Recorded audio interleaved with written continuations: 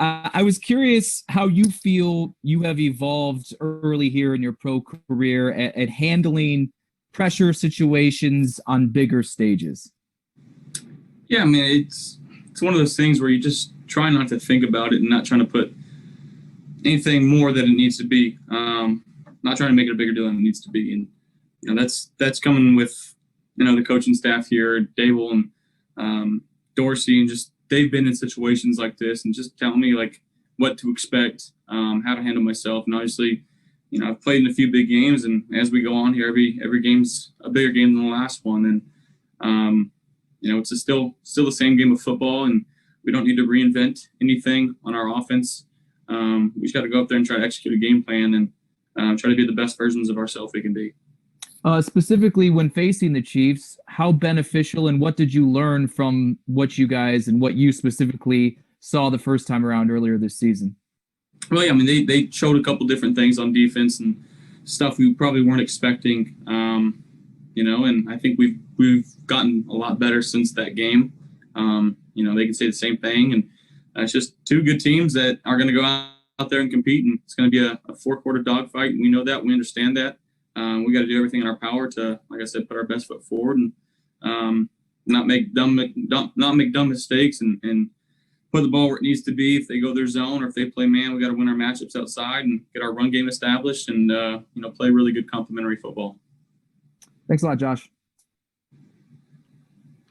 Hey, Josh, when we were all kids, way back for me compared to you, we played sports. We visualized ourselves doing something, winning a championship. Maybe hitting a three-pointer to win it, or throwing a touchdown pass in the Super Bowl. What was it for you? What was the vision? You played a lot of sports. What was the visualization for you to be on top of the mountain?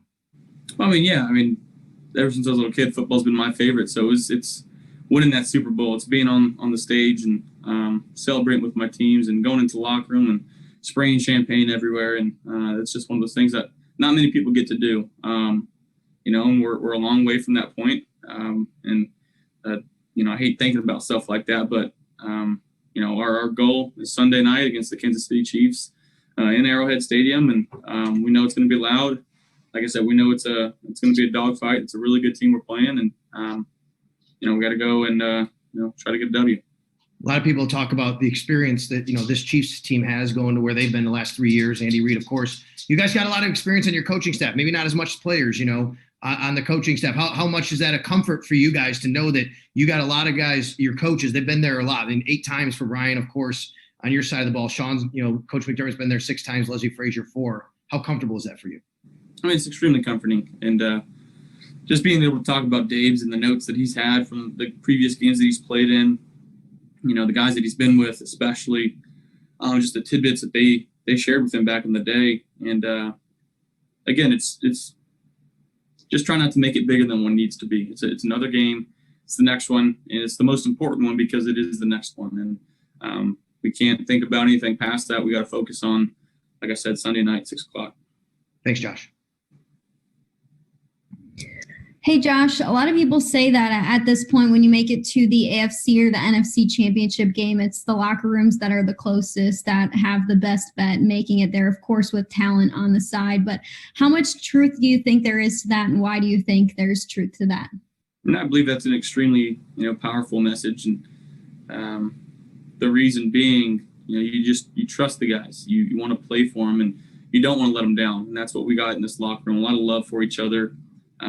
Guys that go out there and bust their tails each and every day, guys that continue to hold each other accountable, and that's set from the top. But that's Kim and Terry and the precedent that they've set from the front office to the head coach, down through everybody in this organization. So we're all pulling for one thing. We're beating with one heartbeat right now, and it's a good feeling. We all, like I said, trust each other, and we're out in that field. We got each other's backs. Do you think there's a little bit more ease to this week because you trust each other and because you have each other's back to a certain degree, feeling a little bit more loose or relaxed in the moment?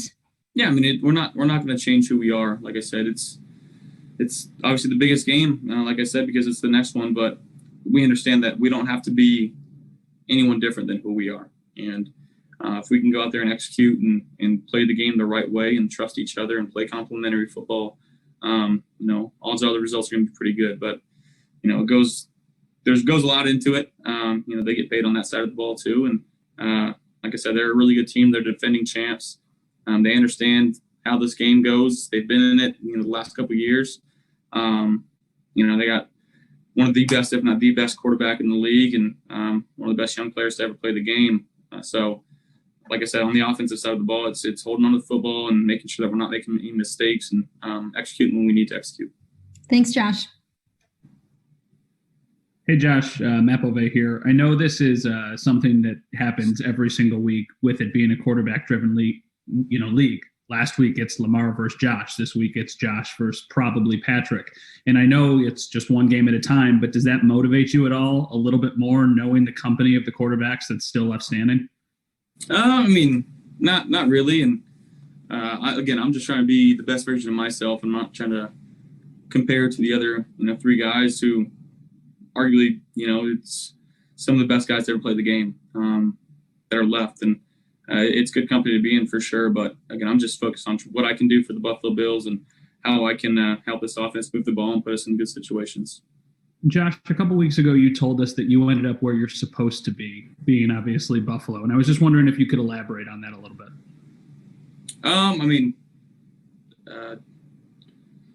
Just the feeling, the sense that I get here, it feels like home, and, I wouldn't want to be anywhere else. Thanks, Josh. Appreciate you, man.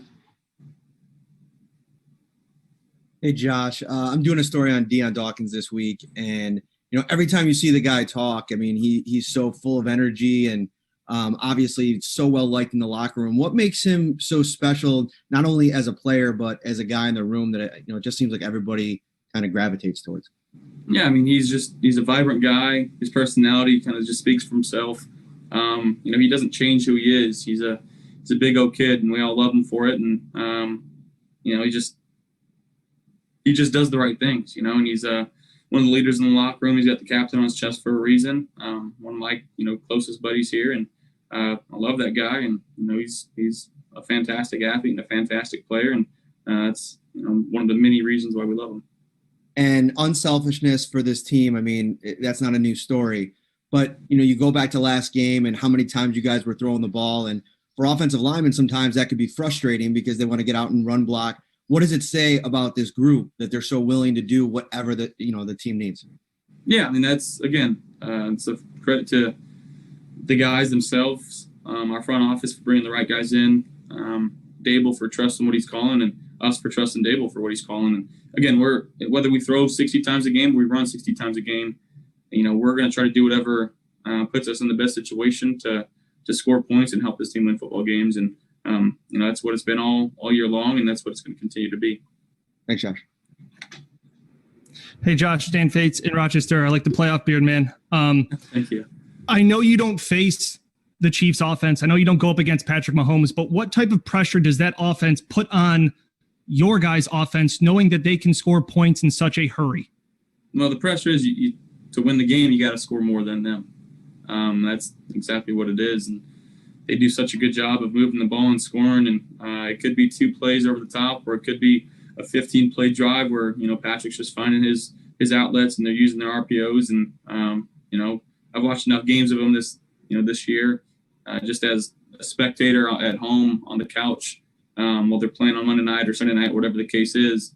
And they play really good football. It's a team that seems like they really care about each other too. And like I said, they've been in this situation before. So, their sights are the same as ours, and one team's going to win, one team's going to go home. So, we got to do everything in our power to make sure that we're the team surviving. I believe Arrowhead's going to have about 17,000 fans, something you guys haven't had to deal with this season. It's not new having to deal with crowd noise. You guys did it last year. Houston was very loud, but how different is it when you haven't felt that atmosphere of a road game in over a year?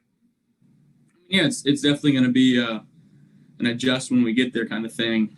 We're preparing for it, but until you're in that moment, you're not really sure what to expect. And I've never played in Arrowhead, but everybody tells me the fans are right on top of it, and it's going to get extremely loud with 17,000 people. They're extremely energetic fan base. And again, when they get things rolling, it gets super loud in there. So, we're practicing for it, but until we get in the game, we won't know. Thanks a lot, Josh. Thank you, Dan. Hi, Josh. It's Jay with the Buffalo News. How has going up against Tre'Davious White every day in practice sharpened your skills? I mean, Trey's obviously one of the, if not the best corner in the game. Just his smarts, how he's able to flip his hips. He's obviously not the biggest guy, but the way that he can jam our guys at the line and get out and still run with them, he's impressive to watch, and just to see his eyes, and he's an extremely smart player. He knows when to fall off in his zones. He knows when to jump on things. So it's just kind of made me very wary of, guys that are playing at a high level and what to throw and what not to throw on them. He's one of those guys where you really don't want to throw anything at him. So, he's just one of those guys that, again, he wants this team to be the best it can be, and he practices extremely hard. And we all know he got paid this offseason, but, his work ethic hasn't changed, and that's been great. He's one of the, like I said, one of the best guys in the locker room, and he goes out there and he just competes and performs every week. What was the reaction like when you guys watch film of that game and you see him out there serving as Terran's lead blocker and, getting the block on Lamar that really makes sure he gets into the end zone? I mean, what an effort play for a guy that, he didn't make the interception, but he's down there making sure his teammate gets in. You guys must have loved that, right? On his birthday too, which was even better. And no, I mean, it takes 11 guys out in the field. And like I said, what we preach here, what Coach McDermott preaches is 1/11th and, finding work and doing your job. And, that one play just kind of epitomizes of how this team really feels about each other. And you might not be the one scoring or getting in the end zone, but dang it, if I can help my brother get in the end zone, I'm going to do it. Appreciate your time, Josh. Yep. Josh, Tom Canavan with the AP. How are you? I'm good. How are you doing? Good. I've talked to a lot of defensive coordinators in my career, and they'll say I can take out any receiver I want. But if you look at the guys who have reached this round, like Kelsey and Diggs and Adams, and I mean, these guys are all catching over 100 passes a year. Is that theory out the window? Yeah, I mean, I think we've got a guy, and there's a few other guys in the league that it doesn't really matter what you do. If you roll a safety over the top, if you try to double team them, creates work for other guys. But it's hard. And you go post high, and a guy that can consistently win, that's a huge weapon for an offense. But not only do we have staff, we've got John Brown and Cole Beasley and a couple other guys that are just athletic freaks and can do different things that not many people can in this league. And I trust our guys to go out there and do their job, and they've constantly been performing. And the thing is, if you take a safety and double Steph, then you're leaving another guy one-on-one or leaving the other side of the field pretty empty. So it helps when you got a bunch of guys that can go out there and make plays consistently. Thank you. Hey, Josh, it's Michael Katz from the Laramie Boomerang. How are you? I'm good. How you doing? I'm doing well. Obviously, Laramie is pretty excited about everything with your successes right now. Everybody here is intimately familiar with your story and kind of where you've come from. And I know that Wyoming is still really special to you. And so I kind of have a two-part question. One, what does Laramie and the University of Wyoming football program mean to you personally? And two, have you had a moment where you thought to yourself, a couple years ago, I was playing Northern Illinois in Air Force, and now I'm one game away from the Super Bowl? Yeah, well, Laramie means so much to me. Just the fact that coaching staff was the one and only team to offer me a scholarship and allow me to continue playing football. The things that I learned there obviously have carried on. And I think if I don't use a Coach Bull quote every day of my life, I don't know what I'm doing.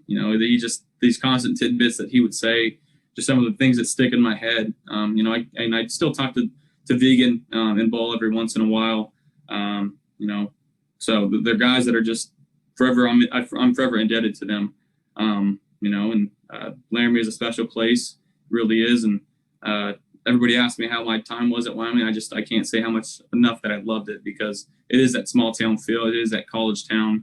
That was just, it was just fun to be a part of. And, I do miss it for sure.